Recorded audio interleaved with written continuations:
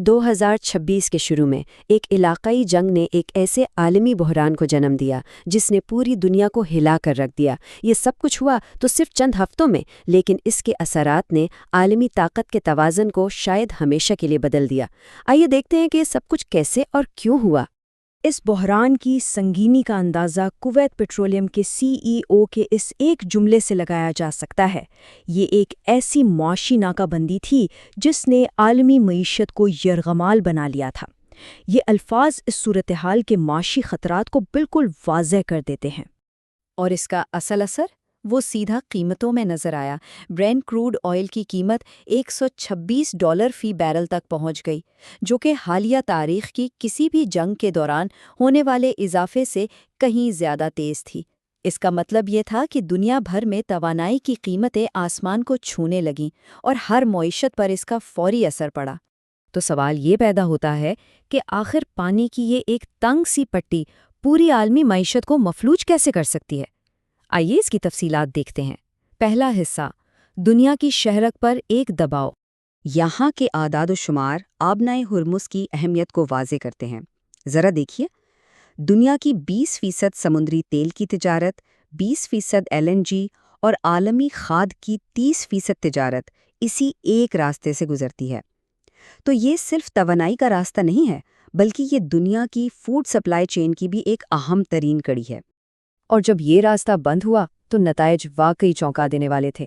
मार्च 2025 में यहाँ से 1200 से ज़्यादा जहाज़ गुजरे थे।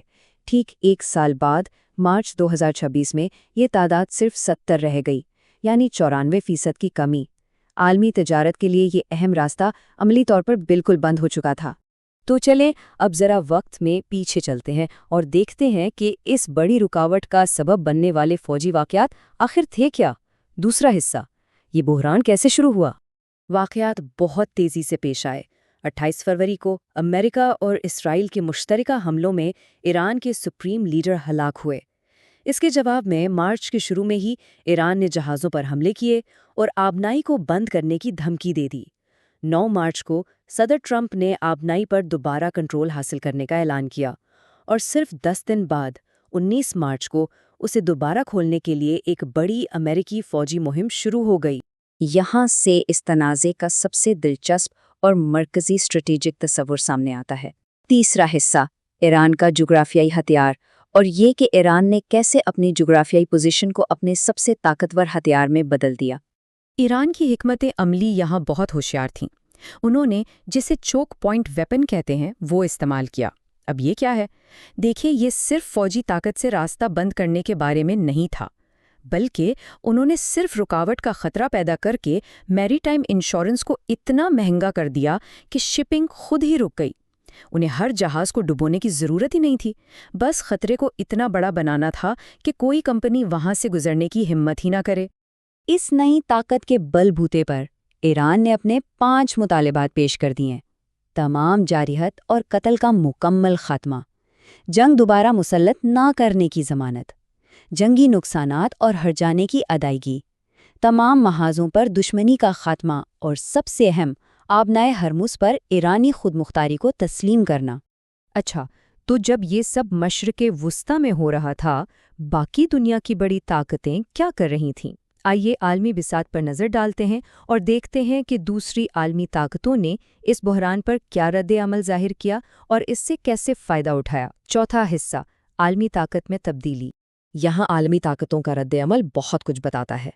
एक तरफ अमेरिका एक महंगे फौजी ऑपरेशन में फंस गया था, दूसरी तरफ रूस और चीन ने बड़ी होशियारी से खेला। रूस ने बज़ाहिर तो तहम्मुल का मुजाहरा किया, लेकिन खुफिया तौर पर ईरान की मदद करता रहा, जबकि चीन ने गैर जानिबदारी का ऐलान करते हुए अपने सिफारती रास्ते खुले रखे। नतीजा ये निकला कि जब अमेरिका मशरिक़ वस्ता में उलझा हुआ था, रूस और चीन स्ट्रैटेजिक तौर पर मजबूत हो रहे थे। और रूस के लिए माली फ़ायदा कितना बड़ा था, ये अदादोशुमार हैरान कुन है। सिर्फ 3 माह के जंगी मंजरनामे में रूस ने इजाफी बरामदी आमदनी में $161 अरब कमाए। ये सिर्फ पैसा नहीं था, ये वो सरमाया था जो बराह रास्त यूक्रेन और दीगर जगहों पर उसके जुग्राफियाई सियासी अज़ाइम को फंड कर रहा था। तो अब सवाल ये है कि इस तनाज़े के मुमकिना तवील मुद्दती नताइज क्या हो सकते हैं। 5वां हिस्सा, आगे क्या होगा। आगे बढ़ते हुए ईरान के मुस्तकबिल के लिए 3 मुमकिना रास्ते नजर आते हैं। पहला, दी ग्रैंड बार्गेन, जिसमें पाबंदियां हटाने के बदले ईरान एक बड़ी माशी ताकत बन सकता है जो पूरे खित्ते को बदल देगा।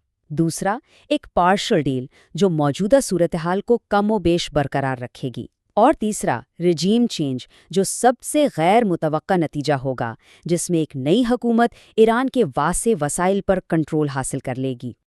और ये सारा तज्जिया हमें एक बहुत ही अहम सवाल पर लाकर छोड़ देता है। दुनिया ने 40 साल ईरान की मईशत को अलग थलग करने की कोशिश की। सिर्फ 5 हफ्तों की जंग ने ये साबित कर दिया कि दुनिया की मईशत ईरान के बगैर नहीं चल सकती। तो फिर आलमी ताकत के मुस्तकबिल के लिए इसका क्या मतलब है?